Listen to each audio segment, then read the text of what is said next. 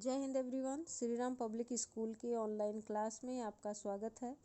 मैं साधना द्विवेदी। पिछले वीडियो में मैंने आप लोगों को हिंदी साहित्य का पाठ 15 पढ़ाया था, जिसका शीर्षक था नीलकंठ। इसकी लेखिका महादेवी वर्मा जी है। तो इस पाठ के बारे में मैंने आप लोगों को सब कुछ पढ़ा दिया, समझा दिया, और इस पाठ से संबंधित क्वेश्चन आंसर भी पेपर में आ गए। तो अब हम आप लोगों को हिंदी साहित्य का पाठ 16 पढ़ाने जा रहे हैं, जिसका शीर्षक है भोर और बरखा। और इसकी कवित्री जी हैं जो वो हैं मीराबाई। तो सबसे पहले हम मीराबाई के बारे में आप लोगों को बताएंगे। तो सबसे पहले मीराबाई के बारे में जानते हैं, तो ध्यानपूर्वक सुनिए। मीराबाई का जन्म सन 1498 ईस्वी के लगभग राजस्थान में मेड़ता के पास चौकड़ी ग्राम में हुआ था। उनके पिता का नाम रत्न सिंह था तथा वे जोधपुर संस्थापक राव जोधा की प्रपौत्री थी। बचपन में ही उनकी माता का निधन हो गया था, अतः वे अपने पितामह राव दूधा जी के पास रहती थी। प्रारंभिक शिक्षा भी उन्होंने अपने दादाजी के पास रहकर ही प्राप्त की। राव दाजी बड़े ही धार्मिक एवं उदार प्रवृत्ति के थे, जिनका प्रभाव मीरा के जीवन पर पूर्ण रूपेण पड़ा था। बचपन से ही मीराबाई कृष्ण की आराधिका थी, यानी कृष्ण की भक्ति करती थी। उनका विवाह उदयपुर के राणा सांगा के पुत्र भोजराज के साथ हुआ था। विवाह के कुछ ही समय बाद उनके पति की मृत्यु हो गई। मीरा की मृत्यु द्वारका में सन 1546 ईस्वी के आसपास मानी जाती है।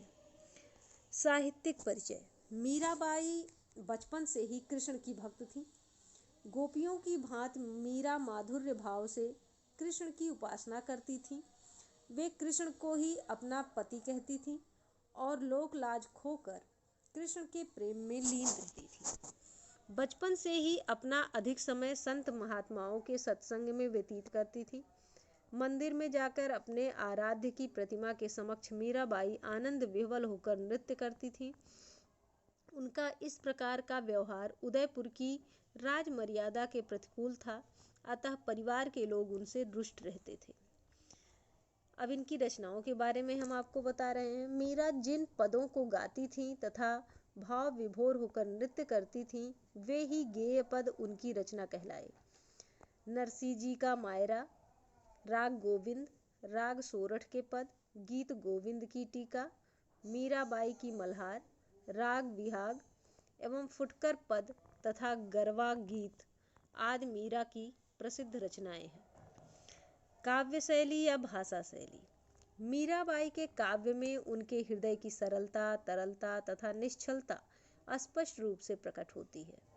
मीराबाई ने गीत काव्य की रचना की तथा उन्होंने कृष्ण भक्त कवियों की परंपरागत पद शैली को अपनाया। मीराबाई के सभी पद संगीत के स्वरों में बंधे हुए हैं। उनके गीतों में उनकी आवेशपूर्ण आत्माभिव्यक्ति मिलती है। प्रियतम के समक्ष आत्मसमर्पण की भावना तथा तन्मयता ने उनके काव्य को मार्मिक तथा प्रभावोत्पादक बना दिया है। कृष्ण के प्रति प्रेम भाव की व्यंजना ही मीराबाई की कविता का उद्देश्य रहा है। मीरा जीवन भर कृष्ण की वियोगिनी बनी रही। उनके काव्य में हृदय की आवेशपूर्ण विह्वलता देखने को मिलती है। मीरा की काव्य भाषा शुद्ध साहित्यिक ब्रज भाषा के निकट है तथा उस पर राजस्थानी, गुजराती, पश्चिमी हिंदी और पंजाबी का प्रभाव दृष्टिगोचर होता है। उनकी काव्य भाषा अत्यंत मधुर, सरस और प्रभावपूर्ण है। पांडित्य प्रदर्शन करना मीरा का कभी भी उद्देश्य नहीं रहा। कृष्ण के प्रति उनके अगाध प्रेम ने ही उन्हें कृष्ण काव्य के समुन्नत स्थल तक पहुंचाया। तो ये जो था, ये मीराबाई का जीवन परिचय था, जिसके बारे में मैंने आप लोगों को बताया।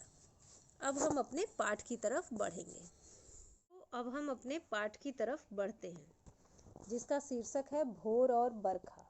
भोर का अर्थ होता है प्रभात और बरखा का अर्थ होता है वर्षा। भोर और बरखा अर्थात प्रभात और वर्षा, इनसे संबंधित पदों में मीराबाई ने अपनी अनन्य भक्ति व प्रेम को कृष्ण के प्रति दर्शाया है।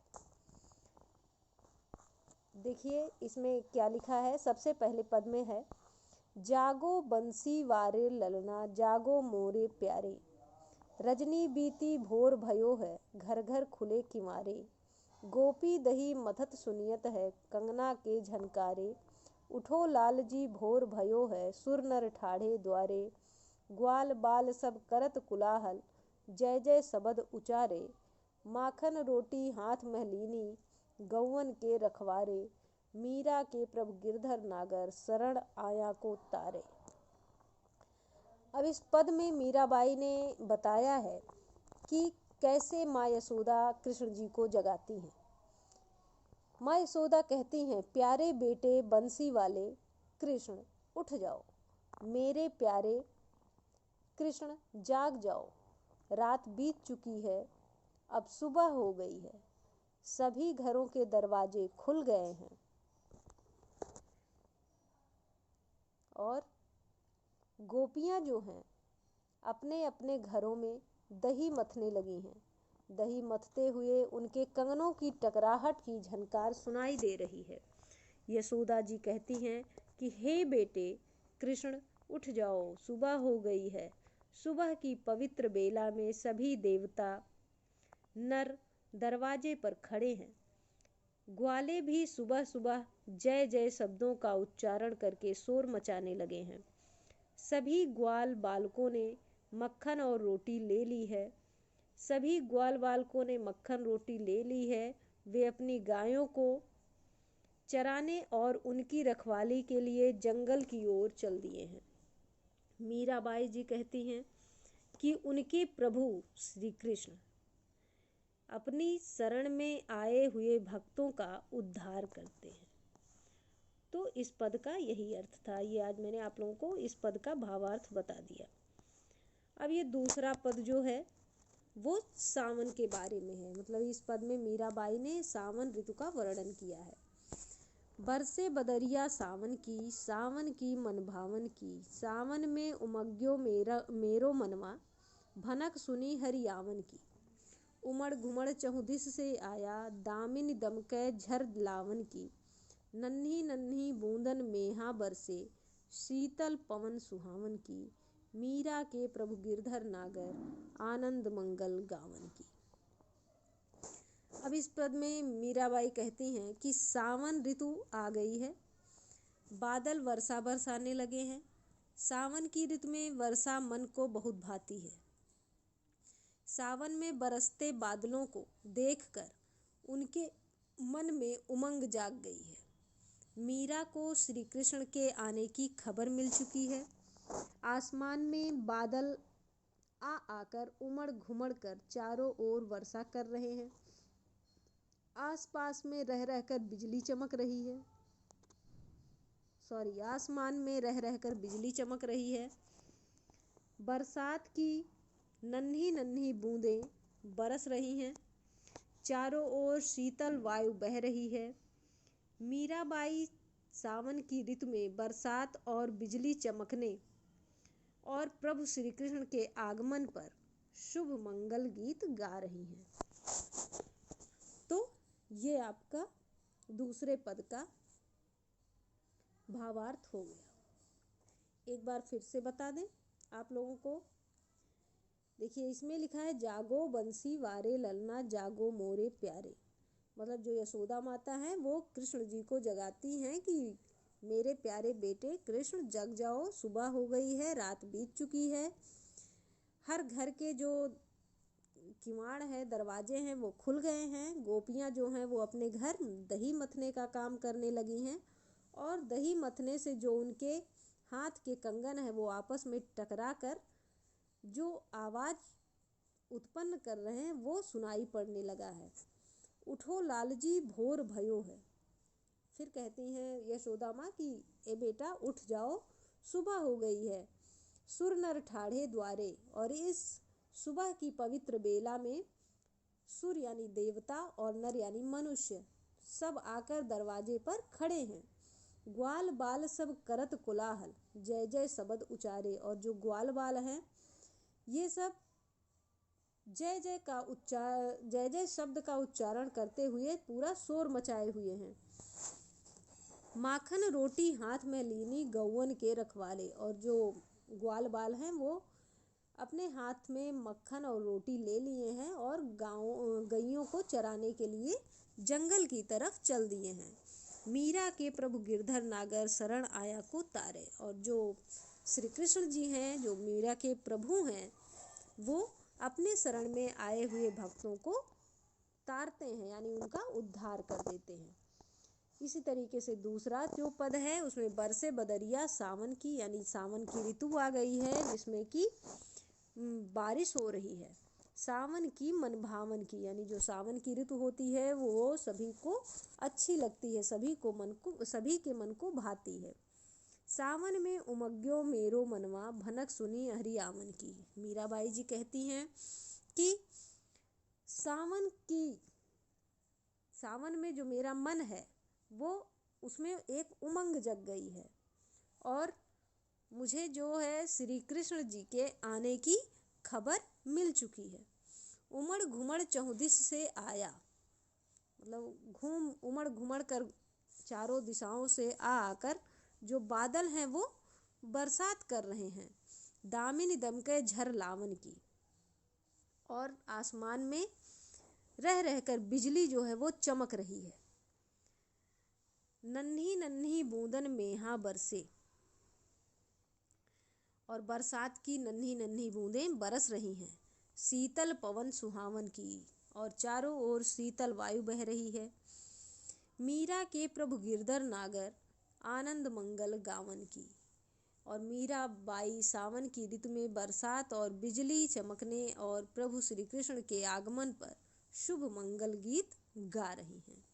तो ये आपके पद जो मतलब मीराबाई का जो पद है इसका भावार्थ था।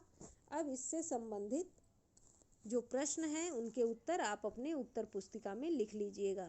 जैसे कविता से जो है, बंसी वारे ललना मोरे प्यारे, लाल जी कहते हुए यशोदा किसे जगाने का प्रयास करती हैं और वे कौन कौन सी बातें कहती हैं। दूसरा प्रश्न है, नीचे दी गई पंक्ति का आशय अपने शब्दों में लिखिए। माखन रोटी हाथ में लीनी गौवन के रखवारे। तीसरा प्रश्न है, पढ़े हुए पद के आधार पर ब्रज की भोर का वर्णन कीजिए। चौथा प्रश्न है, मीरा को सावन मनभावन क्यों लगने लगा। पांचवा प्रश्न है, पाठ के आधार पर सावन की विशेषताएं लिखिए। फिर है कविता से आगे में 2 प्रश्न दिया है। मीरा भक्ति काल की प्रसिद्ध कवित्री थी। इस काल के दूसरे कवियों के नामों की सूची बनाइए तथा उनकी एक एक रचना का नाम लिखिए। फिर है, सावन वर्षा ऋतु का महीना है। वर्षा ऋतु से संबंधित 2 अन्य महीनों के नाम लिखिए। तो ये इतने जो प्रश्न मैंने पढ़े हैं, इन प्रश्नों के उत्तर आप अपनी उत्तर पुस्तिका में लिख लीजिएगा।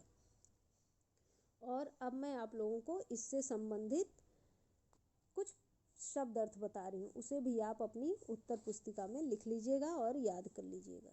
तो अब इस पाठ से संबंधित कुछ कठिन शब्द हैं, उनके अर्थ इस प्रकार हैं। रजनी मीन्स रात, भोर मीन्स सुबह, भयो मीन्स हो गई, किवारे यानी किवाड़, द्वार यानी किवाड़ अथवा द्वार, द्वार यानी दरवाजा, मथत यानी मथना, सुर नर देवता और मनुष्य, ठाढ़े यानी खड़े, कुलाहल यानी शोर, शब्द शब्द, उच्चारण करना, लीनी लेली, गौवन गायें, रखवारे रखवाली करने वाले, शरण, तारे उद्धार करना, बरस बरसना, बदरिया बादल, भावन अच्छा लगना, उमग्यो प्रसन्न